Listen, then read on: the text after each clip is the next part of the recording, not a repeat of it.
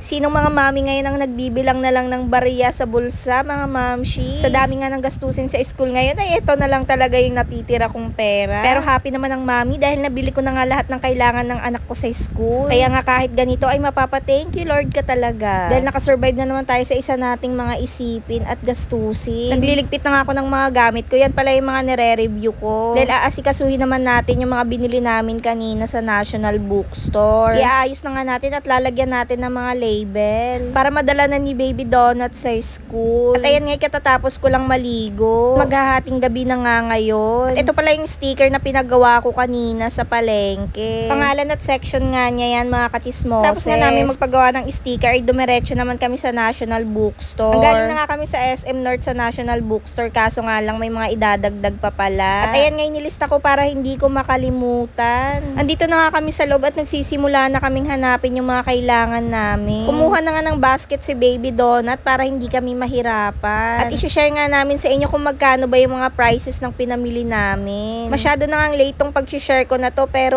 okay lang yan. Kung hindi pa nga kayo nakasubscribe sa aming channel ay pa-support naman. Pa-like and share na rin, mga mamshies and popshies. Pagkatapos nga namin mamili ay umuwi na nga rin kami agad. Mag-i-start na nga ako mag-vlog nito at ito nga may nangungulit na bata. Ito talaga si Butchero kay napaka-iyakin.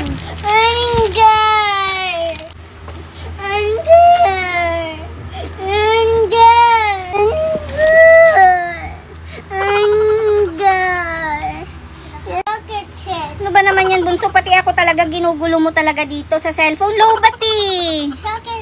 Oh. Ay naku mga kachismoses, lowbat naman pala yung cellphone. Isa-isa ko na nga nilabas yung mga binili namin kanina. Bumili na rin pala ako ng payong, ay dati nga 50 pesos lang yata. To ngayon 100 na. Bumili nga rin pala ako ng basahan para nga sa upuan niya. Doormat nga yun pang upuan niya, tsaka yung pampunas 5. 30 pesos nga yung doormat, tapos 250 each naman yung pampunas. Wet wipes at alcohol na dadalhin din niya sa school. Chinek ko na rin pala yung books ko kompleto ba mga kachismoses. Tatabi ko na nga muna at babalutin to mamaya. Sinama ko na nga yung scotch tape at yung plastic cover. Katapos nga magulo ni Butchirog ay si Butchokoy naman. Yan naman yung batang mangungulit tapos biglang aalis. Dito na naman ikaw. Aten niya yung batang loko-loko dito. Pasaway. So, sasabihin ko sa inyo yung mga price ng binili natin. Ay, ang kukulit ng mga batang ere. Ito yung spiral guys na notebook. Spiral, tignan 99 to isa. Dalawa. So itong dalawa, kulang pa pala ako ng isang notebook. Nagkulang na ako sa budget. Tapos ito yung sa SM North National Bookstore din namin to nabili. Nakalimutan ko na yung price nito. Ito graph. Ito yung pang mathematics. May mga ganyan lang siya kaso wala siyang price. So ayan guys. Ayan. So kulang pa tayo ng isang notebook. Out of budget na tayo. Okay, bumili rin ako. Ito guys, nabili ko lang siya ng 124. Meron na siya mga protractor at saka ruler. So, tatlong klase na yung protractor nila. Hindi ko alam kung anong tawag dito. 124 to guys. Tapos tong tape, 9 pesos each to. Dalawa yung binili ko. Isa yung pang school niya, then isa yung pang balot natin ng aklat. So, kailangan din nila ng white envelope, plastic envelope at saka yung brown envelope. 24 pesos na to. So, dalawa na siya. 24 pesos. Best Buy din. Okay. So, ayan nga kanina. Nasa 159 din. Papasa din natin yan. Yung dictionary. English. Action fluid. So, nasa 24 pesos siya, guys. Nasa 25 pesos. Ito. Then, ito is 12 pesos. Itong red. Then, itong red niya, 33. So, ito yung para sa kanya. Ito yung para sa akin sa school ko naman. So, bumili rin kami ng scissor. So, ayan, scissor. Bumili rin kami ng scissor nga, 33 pesos. So, ayun nga guys. Nakita ko yung resibo doon sa SM North. And, bumili nga rin kami ng record book. Sabihin ko yung record book ha. Dalawa yung record book doon eh. Pero ang kinuha ko tong ito, advanced record book. So, nagkakahalaga siya ng 115 pesos. So, may 500 page na siya. So, ayan nga yung gagamitin natin sa Food Panda. 115. Then, after nyan, meron din tayo dito. Ayan siya guys, sa una. 115. Yan, tingnan nyo ha. Grabe yung itsura ko. So, next is yung spiral notebook niya. 57.75 lang pala dun, guys. So, 57.75 yung dalawa. Yung dyan sa National Bookstore na isa yung spiral niya. Iba naman kasi yung brand nun. Ayan, 57 point. Ano kung nakikita nyo. Ayan. So, tapos na tayo dyan. So, ito yung cute na cute kami sa hard pencil case niya. Ito, nasa 249 na siya. Tingnan nyo guys, ang cute. Ang cute, diba? Oh. May calculator na siya. May pantasan na siya dito. Ayan. Ito nga, oh. Kailangan pa natin, tingnan nyo, na ano niya na. Paano ba ito gamitin, anak? Kailangan pa pala. Ay! Ganun pala yun. So, ayan. Pag tinaas niya yan, pwede nyo nang ilagay yung kalat. So, ito yung kalat natin. Ilinisan ko na nga. Kasi pinagtasahan niya na ng monggol niya. Paano to, no? So, ayan. Okay na. Bang cute. Ayan, may press talaga siya. Di-press, ah. 249. So, dalawa yung packet niya. Ayan. Dalawa yung packet niya. Tapos may mga ganyan. Okay. 49. Ayan guys. So, papakita kayo ni Sibo. Kikita nyo ba? Ito yung highlighter naman niya na nabili namin ng 25 pesos. Then, meron din kaming nabiling ito. Kailangan ko kasi na malaking notebook. Pag-reviewhan ko nga, ang dami kong sinusulat. So, makapal na siya guys. Ito. Nasa 249 din siya. So, ang kapal niya na. Kapal niya na. May sketchpad din kaming nabili dahil nga mahilig na mag-drawing si Baby Donut at ginamit ko yung dati niyang sketchpad. Pinag-reviewhan ko. Kaya promise ko sa kanya bibilhan ko nga siya ulit. So ito nga yun guys. Nasa 126. Ito yun. Ito yung brand niya.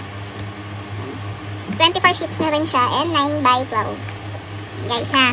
May intermediate pad niya dahil nga grade 5 na siya. So tatluhan na nga yung binili ko. Ayan, tatlo. For 101. So, 101 siya, guys. Tatlo na yan, ha. Yan yung may mga line na natapos na natin. Another is advanced pick-up. Yung cover kanina, yung pinakita ko kanina sa unang video. Ayan. Pambalot ng libro. Ayan. 72, tsaka 52 siya. Ayan. So, dun naman sa marker. Itong pilot marker, nasa 42 pesos. 42 pesos. Okay. Then, yung sa, meron na siyang, ano din, meron na kasi siyang, ito. Ay, anak, nasan yung, ano mo? Yung stapler. Staple wire, ayan. Ito, staple wire. Kasi nga, ito, nabili rin namin sa National Bookstore yan. Hindi ko na alam kung magkano. So, hindi na kami bumili. May kailangan din ipasa sa school. Pero yung mga ipapasa naman is, gagamitin naman nila sa school para hindi na sila mahirapan. So, nasa 15 pesos lang tong staple wire. Staple wire. So, 10, ano ba to? 5 mm siya. Tapos 1,000 staples na siya. Okay? Spray bottle. Bumili siya ng spray bottle. Where's the spray bottle, anak? So, yan. Kailangan din sa school nila. Siyempre, kailangan pa rin ng alcohol, di ba? Kailangan pa rin ng protection. At sa mga virus. Okay, ito. Ang 40 pesos. Yan. May kasama na siyang... So, lalagyan din natin to ng tag. So, may rubber eraser din siyang binili. Kulay itim. Alam ko kulay itim to eh. Nasa ano to, 34 pesos yung eraser na to. 34 pesos. Ayan siya guys. Eraser yan. 34 pesos. So, pakita natin para maniwala kayo. Ayan. Itong ano, liquid pen. Ito yung hirap na hirap kaming gamitin. Kaya bumili na lang kami ulit ng eraser. Ano yan? Liquid eraser. Ano ba to? Basta itong anong correction pen. Bumili na lang kami. Ayaw niya na kasi yung ginaganon. Yung parang nalalaglag talaga losyang. So, ito. Nasa... Tignan mo, ang mahal pala ng correction pen nila, 95 pesos. So, kasi hindi namin alam kung paano gamitin. Yan, guys. Nasa 90, ano siya, oh, 95. Makikita nyo. Yan, nasa 95 siya. Okay. This, meron din Mongol pencil. Ilan to, anak, tong laman niya? 3. 3 na. So, tinasahan na niya tinasahan niya na, guys, yung inalis natin dito sa pantasa kanina. Ayan, 3. So, magkano to? 32 pesos. 32 pesos siya, guys. Ayan, 32 pesos, guys. So, ito yung glue stick niya na 24 pesos. So, iba yung solid na siya. Oh. So, So, ayan. 24 pesos. Saan yung ballpen, nak? Ito. Nasaan na yun? Yan yun. Ha? Ito yun. Ito yun. 12 pesos. Ito pala yung tinatawag niyang brush marker. Yan o. Brush marker nasa 40 pesos. Then, meron din tayong 228. Itong malalaki niyang crayon. So, papakita ko sa inyo. 16 na siya. Yan ang lalaki. 16. Nasa 228. 228. Ballpen, ballpoint. Oh, yung ballpoint.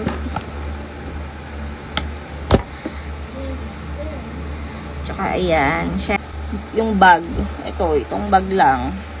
Binabayaran pa rin yan, nasa 27 pesos yan, guys. Tote bag. Tote bag ba ang tawag dyan? Ang nabili namin lahat-lahat sa National Bookstore sa SM North is nasa 1,720. 1,720. So, yung sa isa naman, yung ngayon is nasa 600 plus. So, ngayon, yung pangalawa nga is nasa 629. Kasi nga may binili pa kami sa labas yung mga basahan, floor mat, yes. Yun. So, then nagpa-print nga kami kanina yan. Pangalan niya yan. Para sa book, para sa notebook, tapos dito yung mga para sa gamit niya. So, ayun na nga guys. Pag-start na tayo maggupit para matapos na yung ating gagawin ngayon for today's video. Iisa-isahin nga natin yan dahil sticker na to mga kachismoses. Ididikit na lang natin ang ididikit sa mga gamit ni Baby Donna. Pagkatapos ko nga maggupit mga mamshi, ayan, ididikit na nga natin isa-isa sa libro mga kachismoses. Lahat nga yan lalagyan natin para hindi sila magkapalit-palit. Ayan, inaalis ko na nga yung tag and prices. Tapos na nga ako sa aklat, kaya ito namang notebook mga kachismoses. Ayan nga mga kachismoses, lalagyan ko na nga yan lahat, yung plastic envelope, yung ruler, protractor, kung ano-ano pang mga gamit ni Baby Donna. Kahit anong liit pa niyan, hindi nga natin yan makakalimutan lagyan. Binilisan ko na nga mga kachismoses dahil malapit na akong mawalan ng boses. So, yun lang mga kachismoses. Don't forget to subscribe, like, and share. Love you. Bye-bye, mama. Chup chup.